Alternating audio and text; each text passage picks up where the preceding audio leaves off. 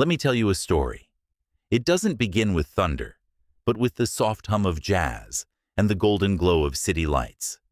It was the 1920s, and America was dancing. They called it the Roaring Twenties, and it truly roared with flapper dresses, clinking glasses, and stocks that only ever seemed to rise. A man could buy shares with 10% down, borrow the rest, and call himself lucky by nightfall. Everyone did it. Barbers, bakers, secretaries. Why not?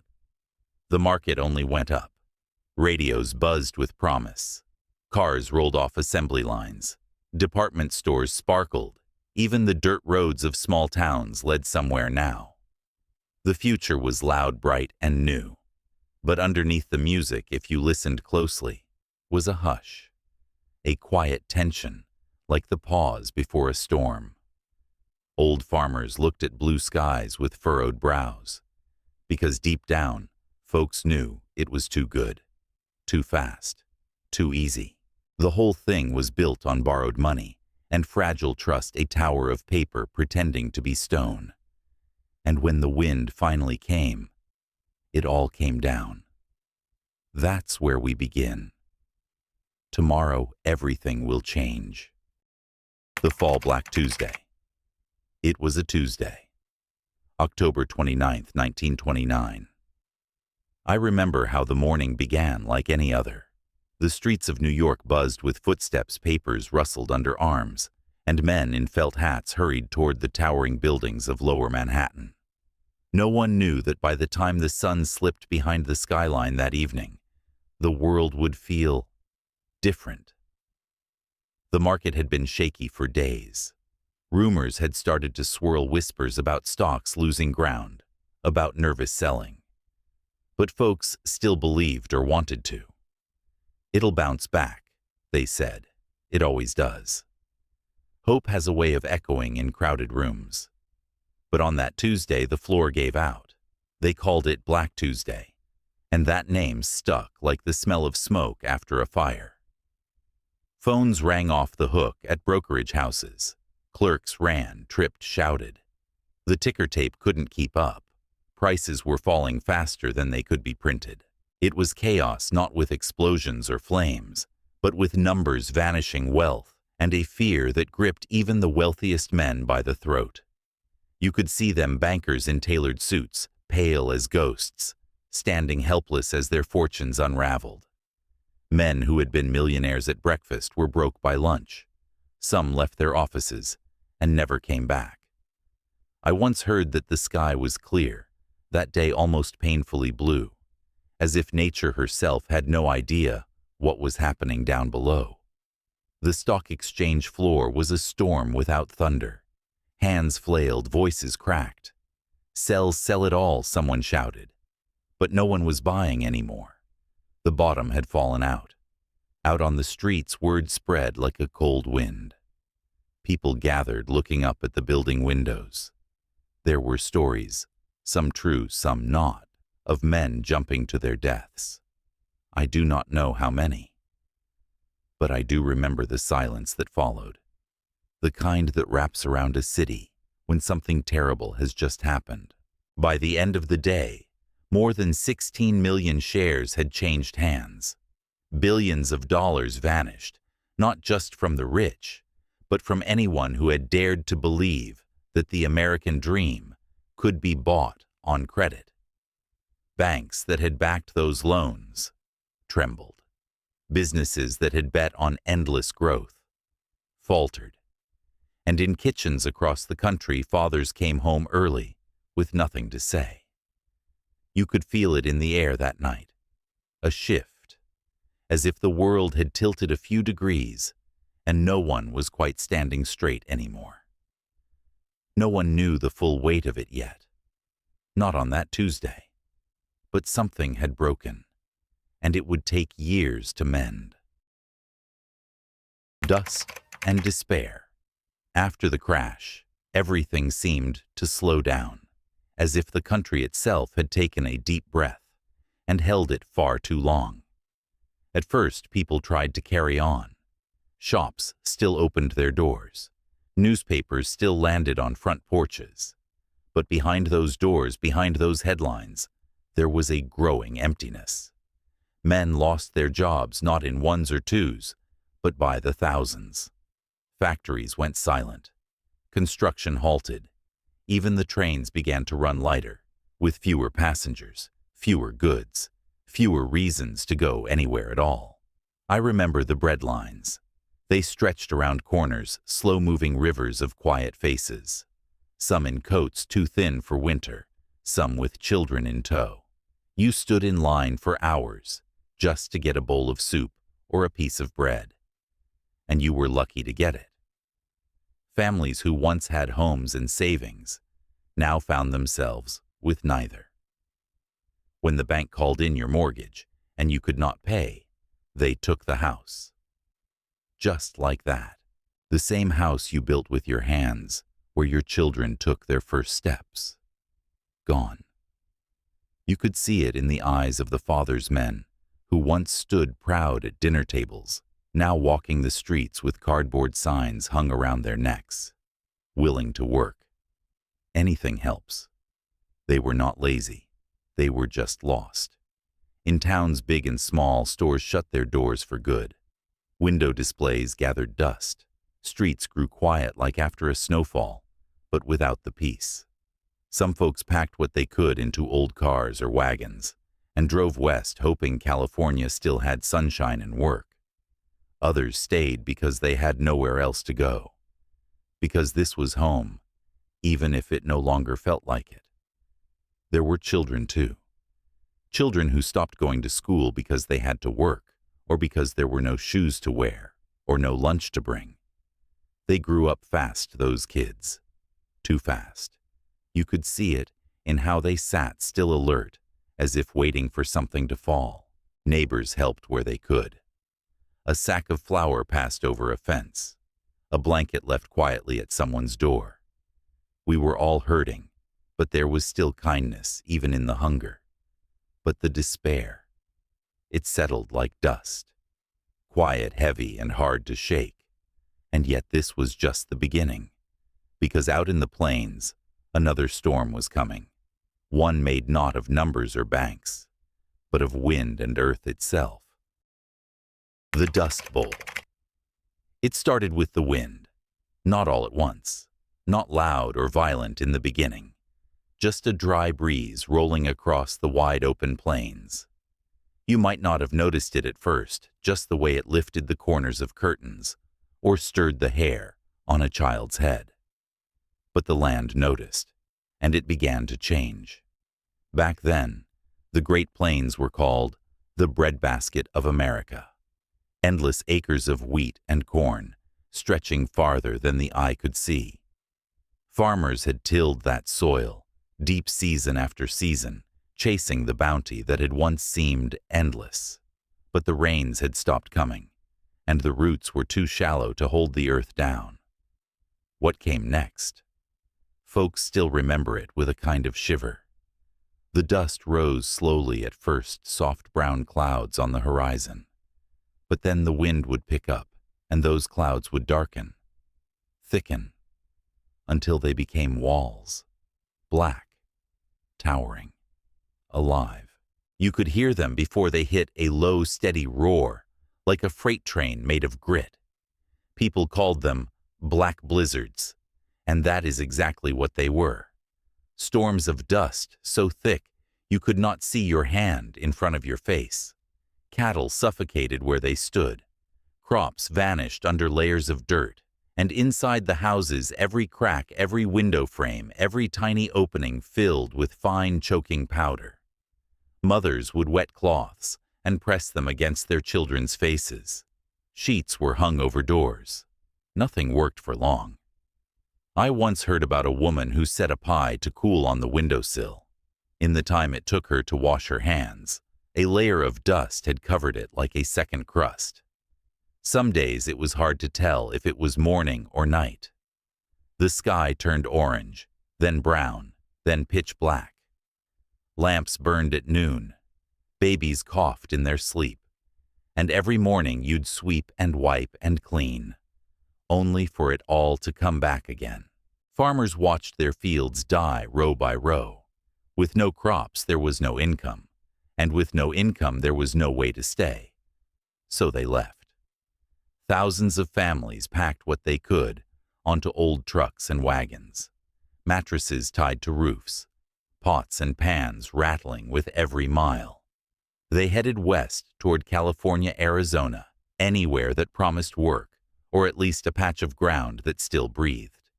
People called them Okies, though not all were from Oklahoma.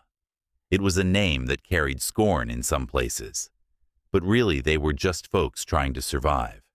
They pitched tents by the roadside, slept in ditches, picked fruit for pennies, and every now and then, they'd look back east, toward the land they'd once called home, and wonder if they'd ever see it green again. You could see the sorrow in their eyes. But there was something else, too. Something quieter than hope, but stronger than despair. Because even as the dust buried the land, they kept moving forward, and in the shadows of that long, dry road, the shape of a new America was beginning to take form. Hoovervilles and empty promises. You could see them from the edge of the city, clusters of shacks pieced together with scrap wood, tar paper, old crates, and anything else a person could find. They huddled near train tracks, under bridges, along riverbanks. Little towns built not by choice, but by desperation. They called them Hoovervilles. It was not a kind name.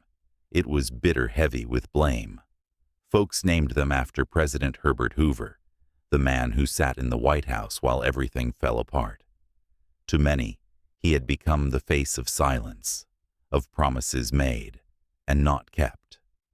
The people who lived in those shanty towns were once clerks, teachers, laborers, ordinary men and women who had played by the rules.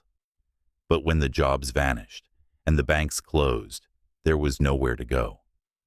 So they built their own kind of shelter, with tin roofs and walls that rattled in the wind. No plumbing, no heat, just rows of makeshift homes sagging under the weight of hard times.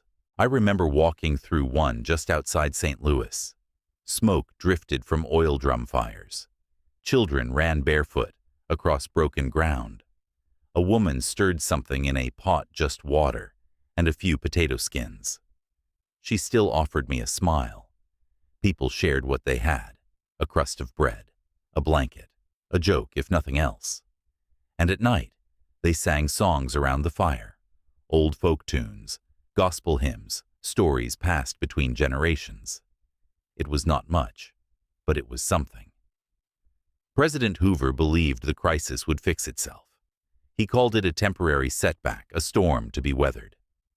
Prosperity is just around the corner, he said. But for families living in boxcars and tents, that corner never came. Veterans, widows, children, everyone waited for help that did not arrive. The government built big words but few bridges. Relief was slow, tangled in red tape. Meanwhile, the people built their own cities of sorrow. Some towns passed laws to tear the shanties down, as if removing the poor could remove the poverty. But they would always rise again, quietly, stubbornly. A testimony to the human need for shelter and for dignity. There was a saying that floated around back then. If you want a job, you are lazy. If you get one, you stole it. And if you starve, it's your own fault. That is what people were told, that their suffering was something earned. But it was not true. It was not laziness that built the Hoovervilles. It was loss. And yet, amid the ash and scrap, people still found ways to live, to plant a flower in a tin can, to hang laundry in straight lines, to laugh even if just for a minute. But the bitterness remained, toward those in power, toward broken systems, toward a country that had promised so much and delivered so little. The storm had settled over the land, and it was far from over. But even in the dust and cold, a quiet question began to rise. If those in charge would not help, who would? Children of the Depression. They were the smallest ones, but they carried more than their share. I still remember their faces, the children of the Depression. Thin arms, quiet eyes, some of them too shy to speak, others too old in their gaze, as if they had already seen more than they should have. Before the crash, childhood meant something different. It meant school books and marbles, hopscotch and birthday cakes. But after 1929, a different kind of childhood took root, one without safety nets, one where growing up came far too soon. Many of them stopped going to school, not because they did not want to, but because there were shoes to buy, lunches to pack, and parents who simply could not afford either. Some children took jobs if they could find them, selling newspapers on street corners, shining shoes, or running errands for a few coins. Others rummaged through trash bins behind diners looking for scraps. Tin foil, old bread, anything worth saving. There were stories of young boys hopping freight trains alone, or in pairs, hoping to find work somewhere down the tracks, some as young as 12. And then there were the little girls holding their baby brothers, while their mothers stood in breadlines. They learned to cook with whatever was left in the pantry, flour and lard, potato peels, sometimes nothing but water and willpower. I met a woman once, years later, who told me how, as a child, she would watch her father pretend to have eaten dinner. He'd move the food around on his plate and say he was full, just so the kids could have a little more. She did not realize the truth until much later. The games changed too. You could make a doll out of a corn husk, a baseball out of twine and a sock, a fort from a wooden crate. Children always find ways to imagine, but even play took on a different shade. There was a seriousness underneath it, a weight. Some kids grew resentful, others just got quiet, but most just endured. You would see them sleeping 3 to a bed, or curled in the back of cars their families now called home. Sometimes they asked their parents why things had changed, why the stove was cold, why dinner was thin, why Daddy sat so still by the window. And the parents, they did their best to answer, or not answer.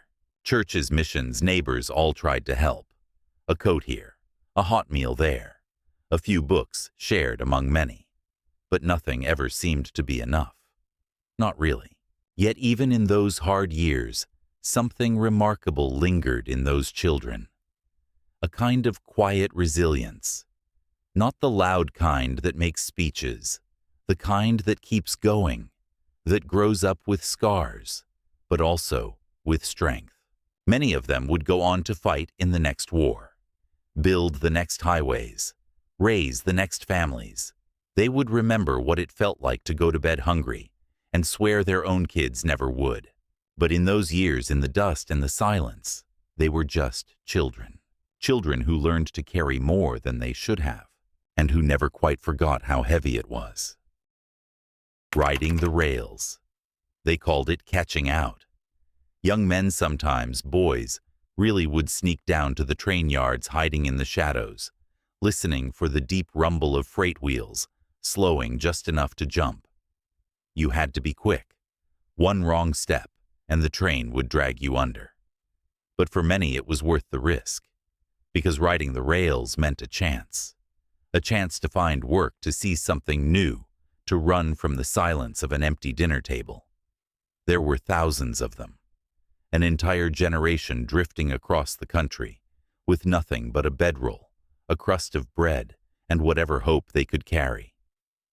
Some were just 16, even younger. Some had left behind crying mothers, others had no one to wave goodbye. I remember a boy I met in Nebraska. He said he had not seen home in over a year. He used to keep a photograph in his pocket, his mother standing in front of their house holding a pie. The photo was worn to almost nothing, just edges and memory. But he still checked on it every day like a compass pointing towards something that once felt safe. Boxcars became bedrooms, train depots kitchens.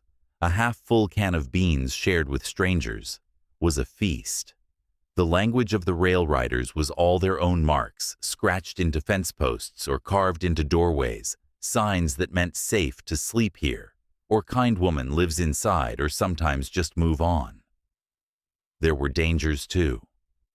The railroad bulls private security men hired to keep hobos off the trains were rough, often brutal. Some riders were beaten, others thrown from moving cars. Still the boys came back, because the ground behind them was worse than anything ahead. Some towns welcomed them with bread and kindness. Others locked their doors. No bums, the signs read, no tramps. But these weren't criminals. They were just kids trying to find their place in a world that had lost its footing. They learned how to read the land, how to judge the weight of a train, how to sleep with one eye open. They wrote poems scratched into the sides of boxcars, sang songs to pass the time.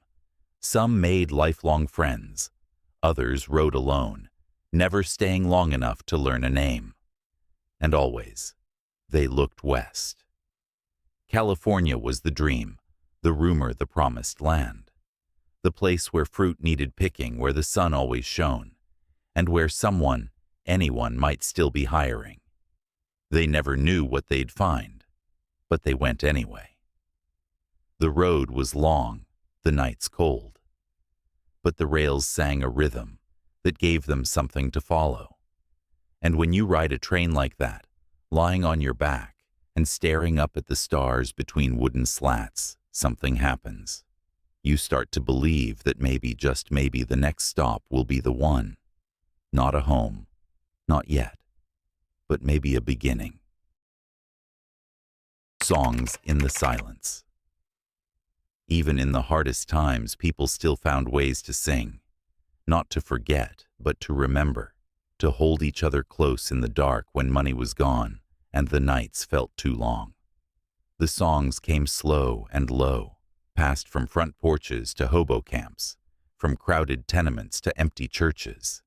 And somehow they made the silence feel less lonely. You could hear them in the fields where pickers bent over rows of cotton or strawberries, their voices rising with the dust. Old folk tunes, spirituals, ballads about lost land, lost love, and a world that once felt kinder.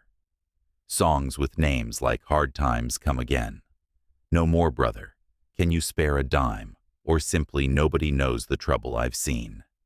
A man with a harmonica could make a whole camp fall quiet. A girl with a clear voice could lift an evening into something close to holy. The words did not have to be fancy. They just had to be true.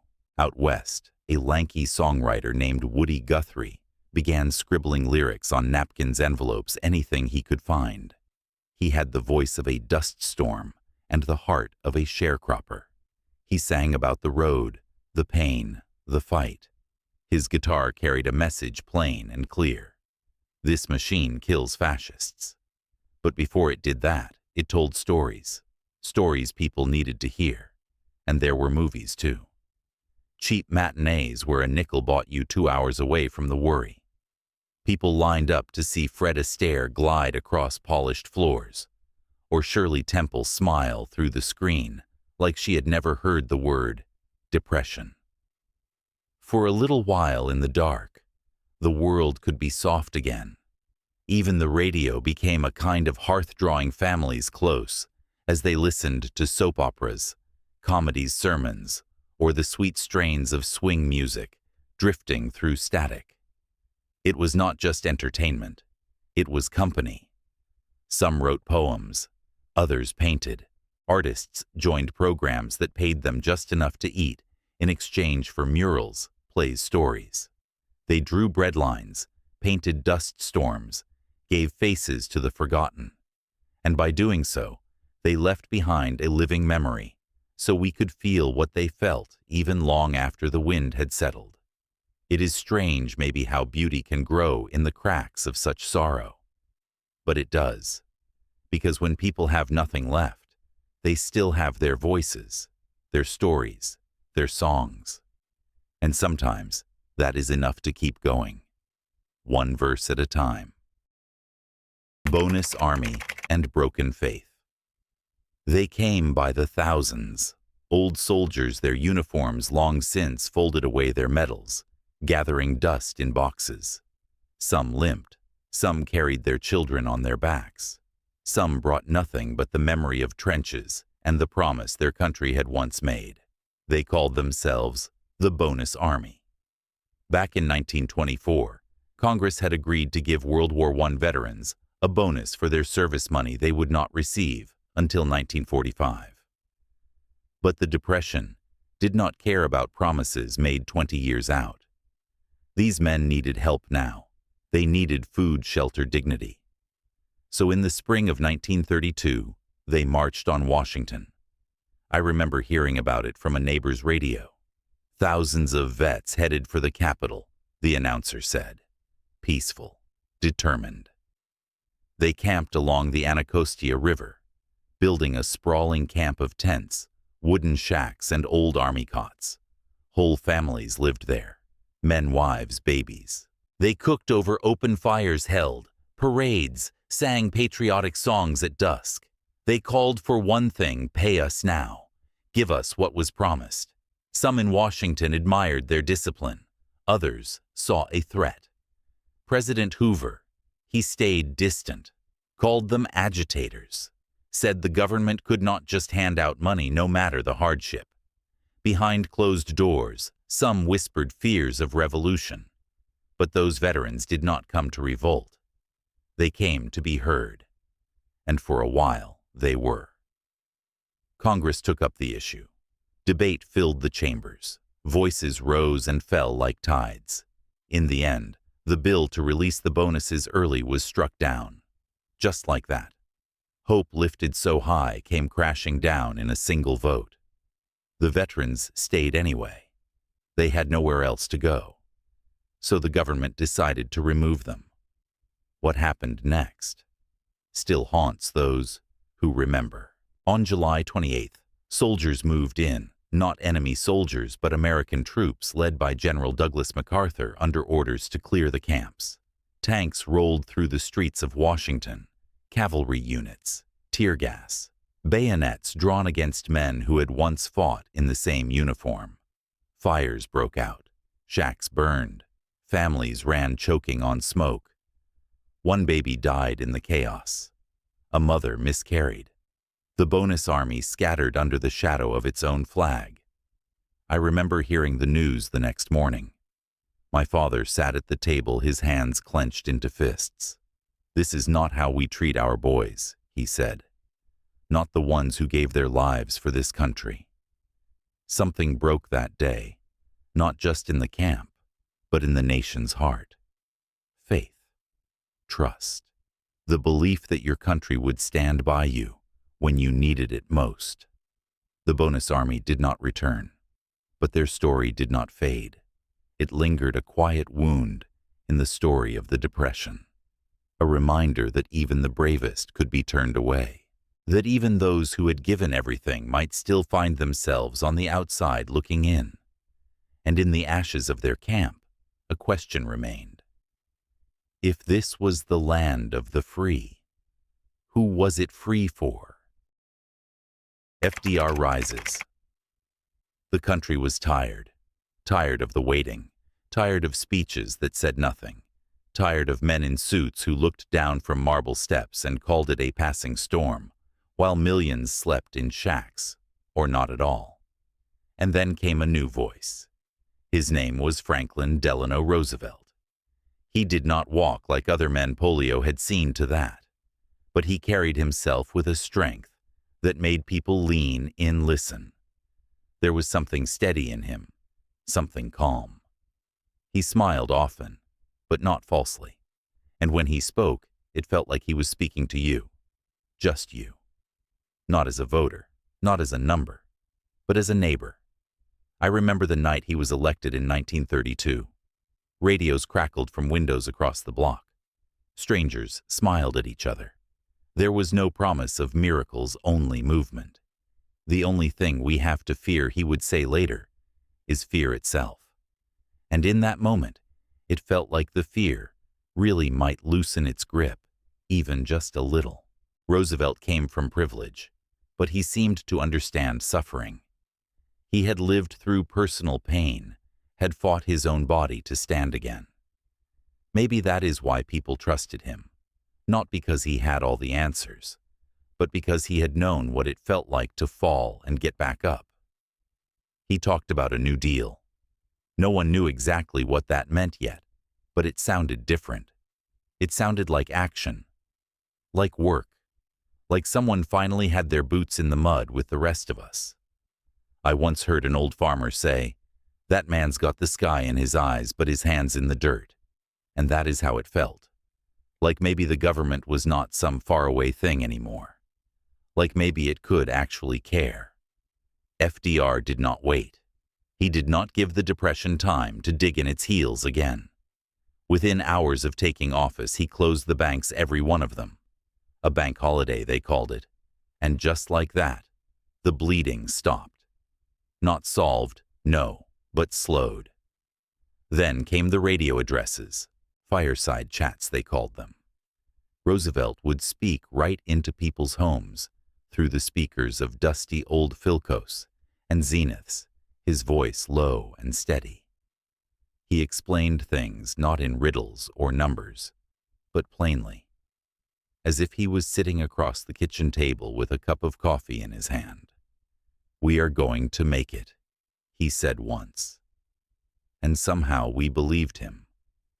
For the first time in years, there was a sense, just a sense, that someone was driving the ship again. That the fog might lift, that the hunger, the cold, the silence might not last forever. Franklin D. Roosevelt did not end the Depression with words alone, but he changed the tone. And sometimes that is the first thing that needs to change, because before a country can rise, it must remember how to hope. The first 100 days.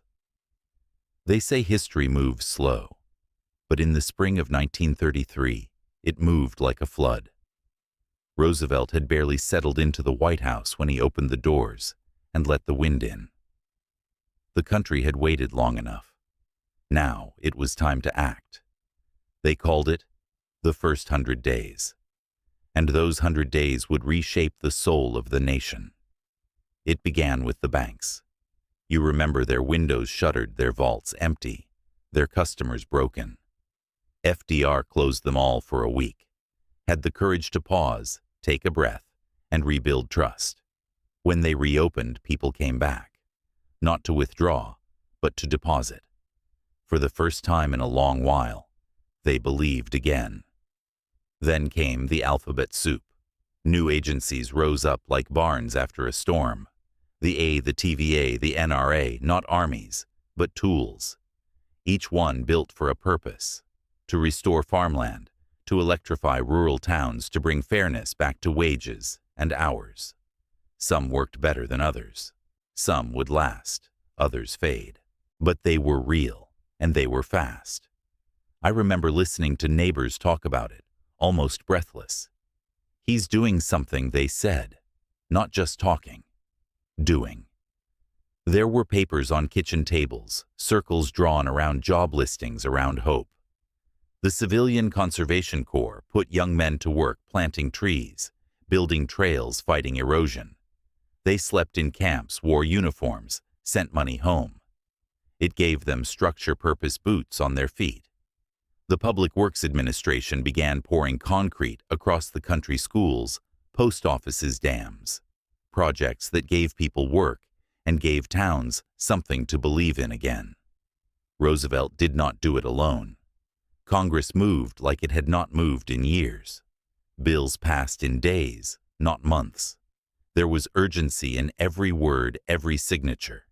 He spoke to the nation almost every week, not as a king, not as a professor, but as a man trying to bring his country back from the edge. And people listened. Not everyone agreed. There were critics from all sides, those who said he did too much, others who said he did not do enough. But most folks felt the ground shift beneath them, just slightly, just enough to say, maybe we will be all right. I remember walking by a construction site that summer. Dust in the air, men in overalls moving beams into place. One of them looked up and nodded at me. "New Deal," he said with a grin, wiping sweat from his brow. Damn right. It was not magic. The soup pots were still thin, the job boards still crowded, but something had changed. You could feel it in the sound of hammers, in the smell of fresh-cut lumber, in the way people stood a little taller when they spoke of tomorrow. Because when a country starts to build again, when its hands find work and its voice finds purpose, it begins to heal. And in those first 100 days, we began. CCCWPA and work with dignity. There is something sacred about honest work, not just the paycheck, but the purpose. The rhythm of movement, the calloused hands, the quiet pride of coming home at day's end, knowing you built something. During the darkest years of the Depression, that dignity was stolen from millions. But Franklin Roosevelt, he gave some of it back. Not with handouts, but with hammers, with shovels, with brushes and boots and bricks. He called it relief, but what he really gave was work. The Civilian Conservation Corps, CC, was one of the first. It took young men, many of them hungry and restless, and put them to work in forests and fields. They planted over 2 billion trees, built trails that still wind through our national parks, fought wildfires, dug irrigation ditches, repaired the wounded soil of the Dust Bowl. I met one of those boys once. Said he had never owned a pair of boots before the CCC. He sent $25 home every month, kept $5 for himself. "Best trade I ever made," he said, grinning. "Bought my mama a new coat with the first check." Then came the Works Progress Administration, the WPA. Bigger, broader. It did not just put men to work, it put America to work. They paved roads, built bridges, airports, post offices, courthouses, laid sidewalks in towns that had never seen concrete before. Schools went up in places where generations had studied by candlelight. But it was more than steel and stone. The WPA also paid artists, writers, musicians. It believed that beauty mattered too, even when bellies were empty. Maybe especially then. Muralists painted the walls of city halls with scenes of farmers, factory workers, school children. Writers traveled from county to county, collecting stories, oral histories, folk tales, the memories of former slaves, old settlers, immigrants, who still dreamed in 2 languages. You could walk into a library, built by WPA hands, check out a book, written by a WPA author, and listen to a WPA quartet in the town square that night. And suddenly, this broken, battered country felt like it had something to offer again. It was not perfect. There were fights over funding, accusations of waste. But when a man who had not eaten meat in months got a job building a school, when a woman who once wrote poetry by candlelight was given a typewriter and told, "Your voice matters well," something changed. They called it make work sometimes. But those who swung the hammers, held the brushes, typed the stories they knew better. Because it was work, and it gave back something. The Depression had taken the belief that you mattered, that your time, your hands, your mind were worth something. I remember walking down a new sidewalk in 1937, the WPA stamp, still wet in the corner. A boy rode his bike across it, wobbling with joy. His mother smiled and waved to the men who had poured it. And I thought, this is how you rebuild a country. One job, one wall, one word at a time. Fireside chats and the power of words.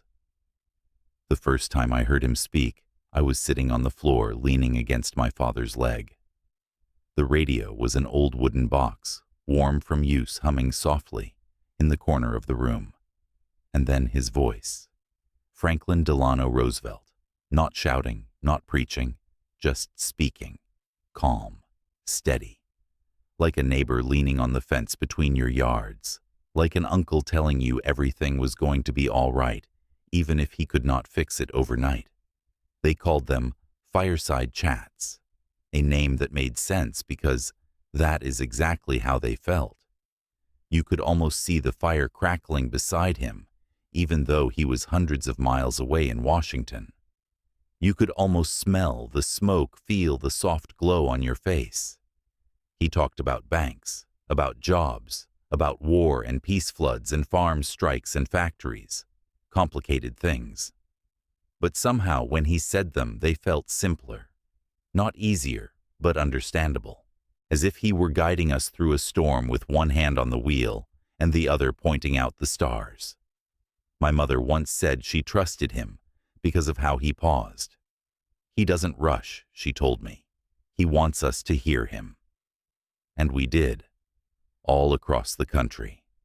In tiny apartments and farmhouses, in tenement halls and clapboard kitchens.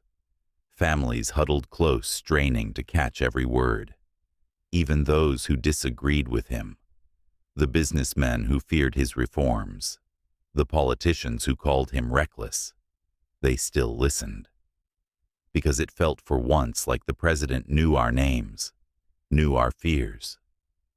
Not long after one of his chats, I remember my neighbor, Mr. Harris, who had not smiled in months, say he makes me think we'll be okay. Not soon, but someday. That is the thing about words. The right ones, spoken at the right time, can mend more than policies. They can mend people. And Roosevelt understood that. He understood that leading a nation through its worst days was not just about action. It was about connection, about voice, about presence. Sometimes he would ask us not to panic. Other times he would explain what had gone wrong or what would come next. But always, always he asked us to hold on, to each other, to our country, to the idea that America could still mean something, not perfect, not easy, but worth fighting for. Years later, long after he was gone, I heard a recording of one of those chats. And suddenly I was a boy again, sitting on that floor feeling my father's steady breath beside me. And for a moment, it all came rushing back. Because in a time when so much had been taken from us, Roosevelt gave us one thing no bank or job could ever match. He gave us the sound of being seen. The critics and the left behind. Not everyone was comforted by Roosevelt's voice. For every man who found hope in a fireside chat, there was another who felt forgotten. For every bridge built and job created, someone else watched from the sidelines, wondering when it would be their turn. And in those quiet corners, those kitchens where no radio ever played those towns, where New Deal dollars never seemed to reach anger, began to grow. Some said the president was not doing enough. Others said he was doing far too much. And between them stood a nation, still aching, still hungry, still waiting. One voice that rose above the murmur was that of Huey Long, the firebrand senator from Louisiana. They called him the Kingfish. Charismatic, bold, dangerous, in the way only truly gifted speakers can be. He told the people they had been cheated by the rich, by the bankers, by Washington itself. And he promised to take it all back. Every man a king, he said. That was his slogan. He wanted to cap fortunes, guarantee a home, an income, a college education for all. To some, it sounded like justice. To others, like revolution. But one thing was clear. He made people listen. And then there was Father Charles Coughlin, the radio priest. His sermons reached millions, booming through Sunday airwaves with righteous anger. At first he had praised Roosevelt, called him a savior. But later, as the New Deal deepened, Father Coughlin turned. He blamed the banks, the Federal Reserve, Sometimes in darker corners, he blamed entire groups of people. His words could lift, and they could poison. There were other critics too. Businessmen who feared regulation, Southern landowners angry over labor rights, Black Americans and immigrants who saw programs bypass their neighborhoods. They read the headlines, but felt no change in their homes. The Share Our Wealth clubs spread quickly. So did murmurs of socialism, of dictatorship, of a government growing too large too fast. Roosevelt, for his part, listened, but he did not bow. "I welcome their hatred," he once said, of the financial powers lined up against him. It was not defiance for the sake of drama. It was clarity. He knew who he was fighting for. Still, the criticisms stung. Not because of pride, but because some of them were true. Not all boats were rising. The New Deal had blind spots. People of color especially were often left behind. Mexican-American laborers were deported in waves. Asian immigrants found no seat at the table. Black families were excluded from jobs, denied loans, ignored by policies written in fine print.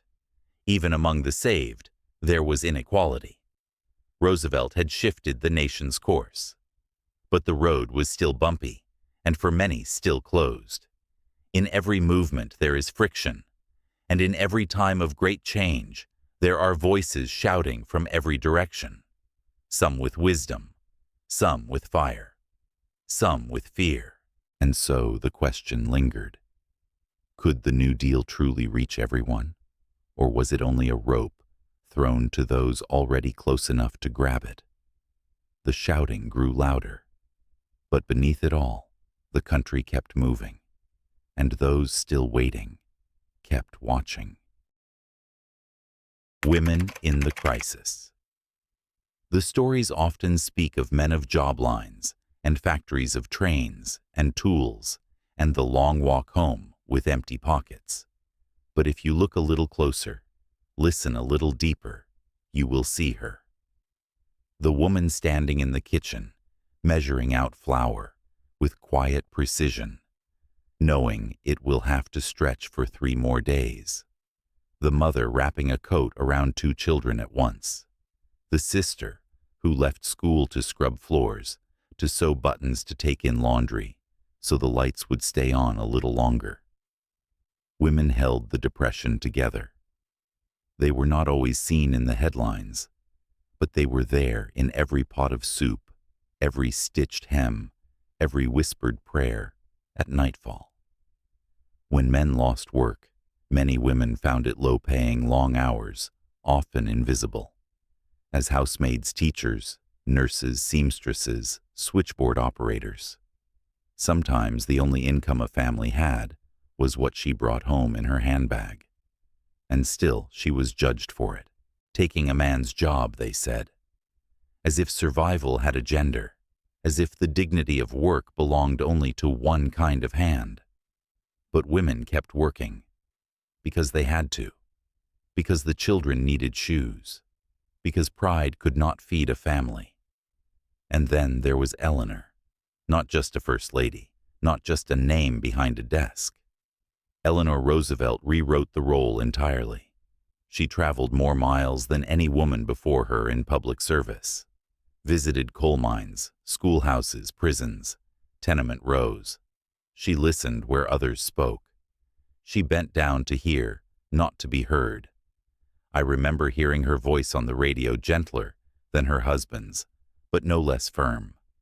She talked about rights, about responsibility, about people no one else seemed to remember. She held press conferences just for female journalists because so few newspapers let women cover politics. She pushed for inclusion in programs, opened White House doors to those long kept out. And she never stopped asking the hard questions. In towns across the country, women organized sewing rooms, daycare centers, literacy drives. They ran breadlines and unions, hospitals and households. They wrote letters, thousands of them, to Washington, to Eleanor, to anyone who might listen. And through it all, they carried the weight of fear with the grace of ritual. You could see it in the way a mother combed her daughter's hair in the morning, in the way a wife packed her husband's lunch, even when there was not much to pack, in the way a grandmother held her family's story like a flame, small but burning. They were not waiting to be rescued. They were already saving the country one quiet act at a time, not with speeches, but with strength. Black America and unequal pain. Hard times do not fall equally, and in the Great Depression, the weight came heaviest on shoulders that had already carried too much. For Black Americans, the crash of 1929 was not the beginning of hardship, it was a deepening, a cruel echo of injustices that had never really paused. Long before Wall Street collapsed, there were towns where opportunity had been a locked door, where hope wore thin from generations of waiting. When the jobs vanished, Black workers were often the first fired and the last hired. Last hired, first fired. It was more than a saying. It was a sentence passed quietly in office halls and factory floors. Sharecroppers were evicted with no notice. Porters and waiters found their wages cut or their hours gone altogether. Even New Deal programs meant to help the nation heal often looked the other way.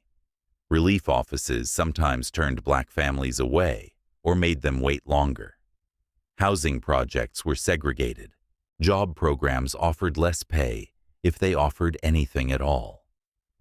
In the South, local officials twisted federal aid to fit the old order.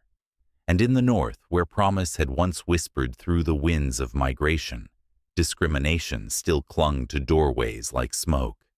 And yet, through it all, they endured. I remember stories of families in Harlem and Chicago, places where jazz still drifted through open windows, even when cupboards stood bare. Communities came together pooling what little they had. Churches fed the hungry. Neighbors watched each other's children. A coat passed down became a link in a chain of care that reached back generations. There were voices rising, too. Mary McLeod Bethune, daughter of former slaves, became a towering force educator advocate, tireless in her demand that Black Americans be seen, heard, included. Roosevelt brought her into his administration. She became part of his unofficial Black cabinet, a group of advisors who tried to steer the New Deal toward justice, even as the currents pushed back. There were writers, painters, preachers, union organizers. The Harlem Renaissance did not end with the crash. It deepened, turned inward, spoke more urgently. Words became a shield, a mirror, a weapon, and the music kept going. Blues and gospel voices cracked with sorrow and still full of praise. Songs of longing, of resilience, of a promise not yet fulfilled. Songs that made you cry and stand taller all at once. Even in the face of redlining lynchings, broken schools and closed doors, Black Americans continued to believe in the future. Not because they were naive, but because they had to. Because they had always made something out of nothing. Always planted seeds in dry ground and waited. Roosevelt helped in some ways. In others, he stayed silent. Political compromise meant avoiding certain fights he should have taken on. Eleanor was bolder. She visited Black colleges, sat with sharecroppers, shook hands where others turned away. But even she could not erase the pain woven into every corner of the system.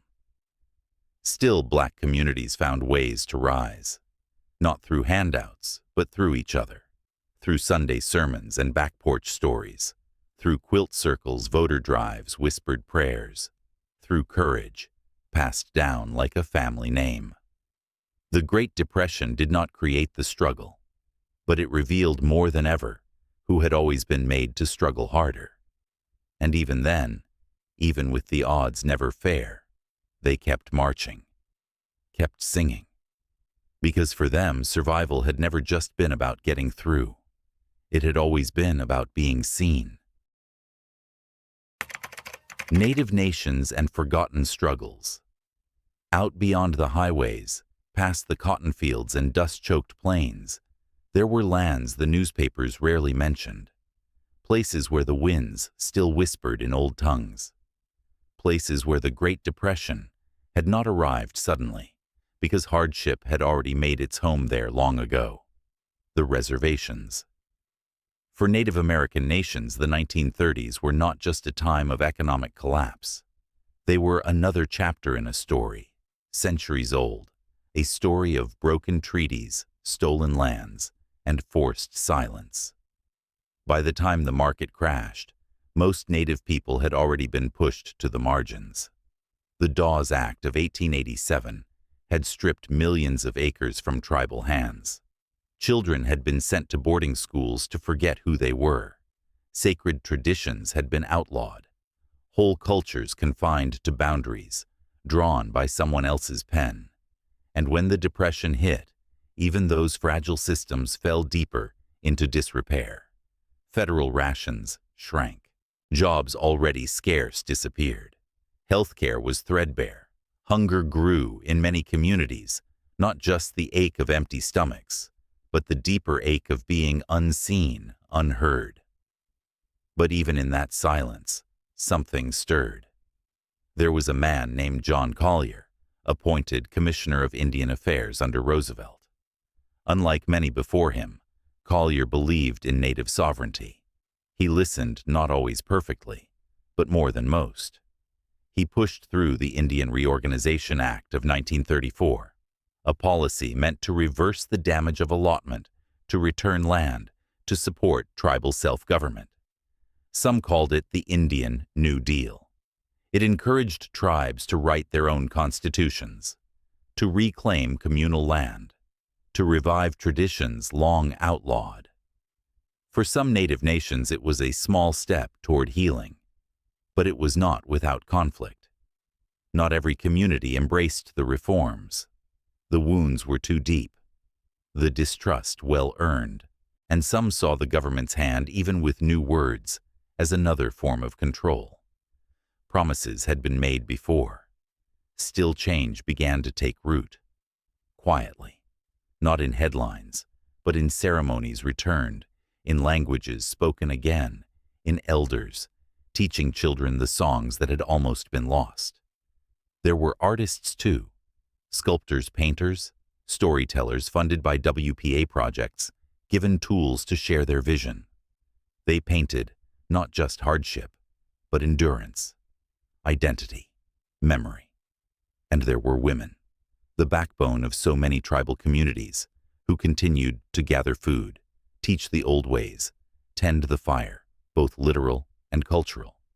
They held the past and the future in their hands and never let either fall. Most Americans did not see any of this. To them, the Depression was a story of cities and fields. But on the reservations, it was a different kind of survival, one that had begun long before the stock market fell. Yet even here, in these forgotten corners, resilience rose, because Native people had always known what it meant to lose and still remain, to walk forward while carrying what came before, to hold the songs, the names, the prayers, and pass them on, not just to remember, but to endure. A New Deal for the Arts. You might not think of artists when you think of the Great Depression. Painters, playwrights, poets. They seem like luxuries in a time when people could not afford bread. But somehow Roosevelt did. He understood something quiet and true, that the spirit needs feeding too.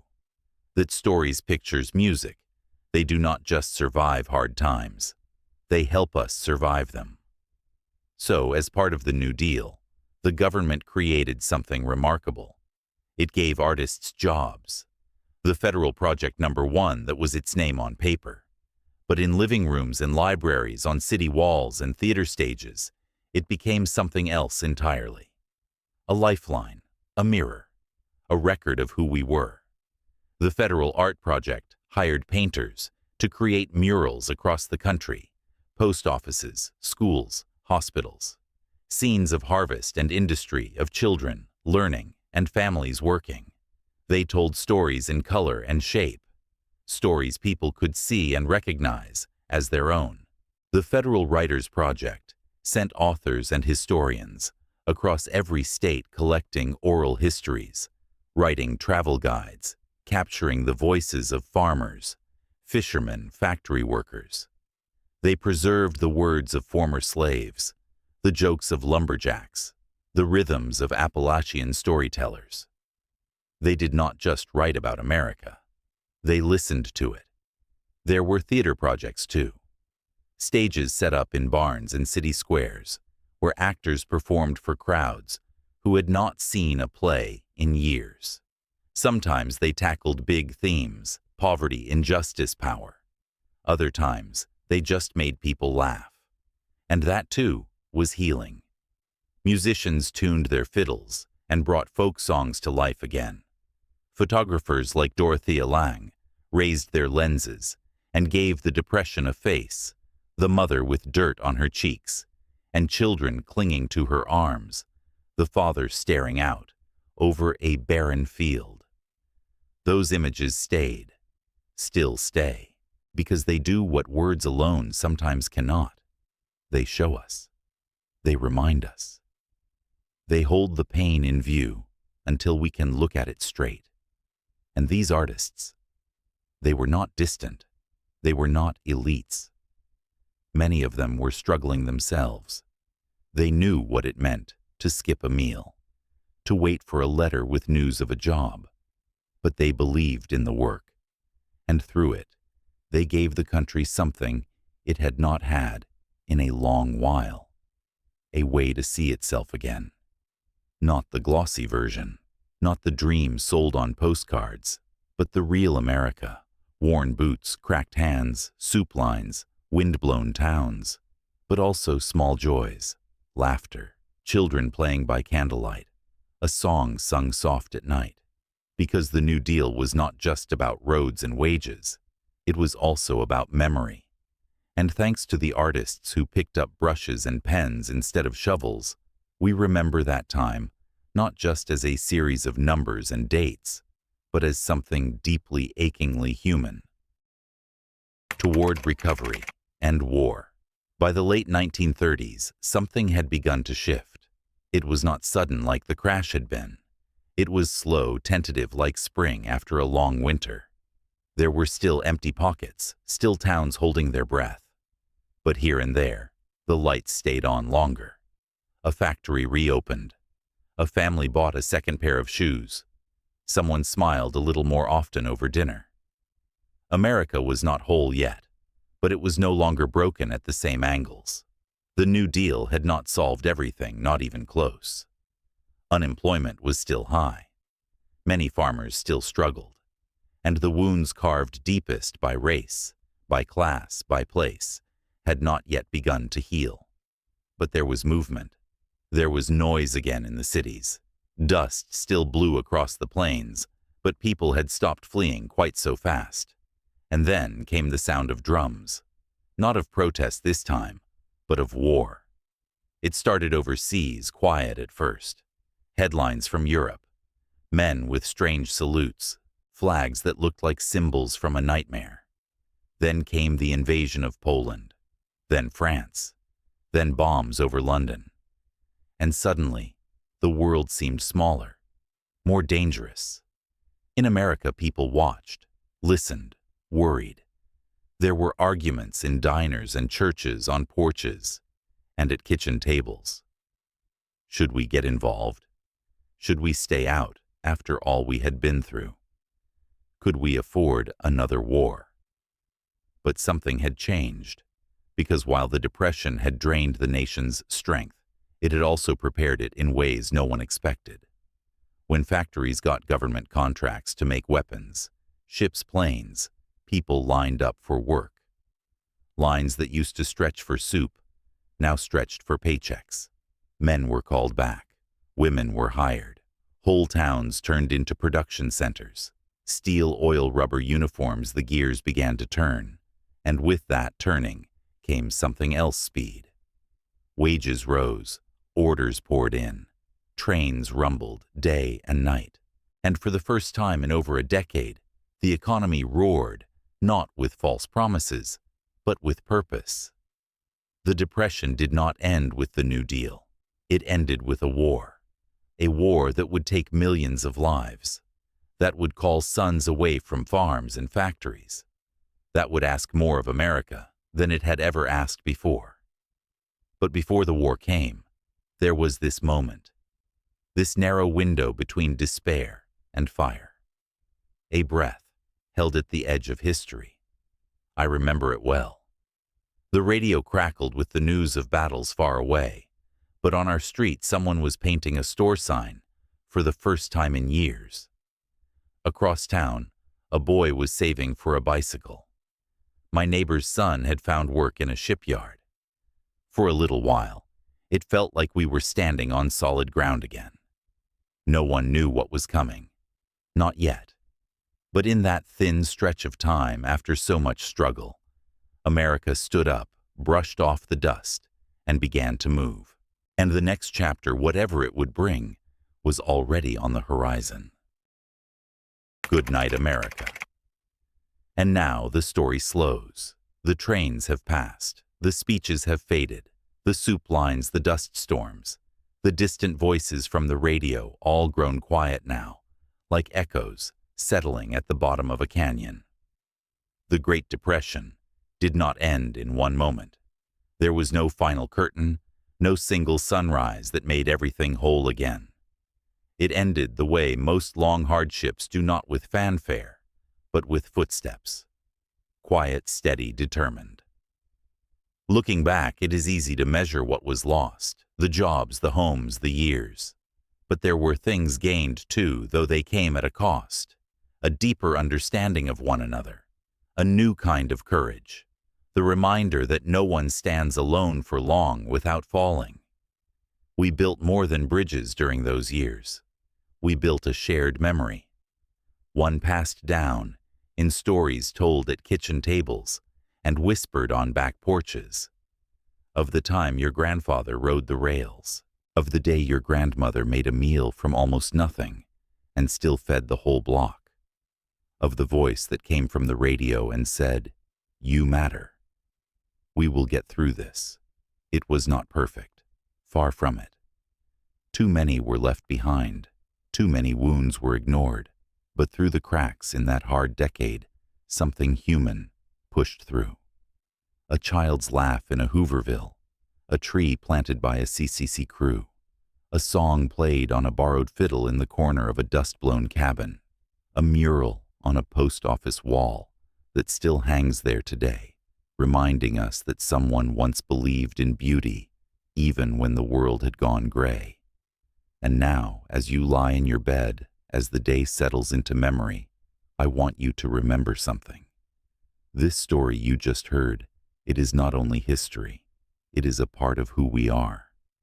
Because America has always bent under the weight of its trials, but it has also stood again, not by chance, but by grace, by the hands of those who reached out, lit a lamp, baked a loaf, opened a door. And so tonight I leave you with this, good night, America.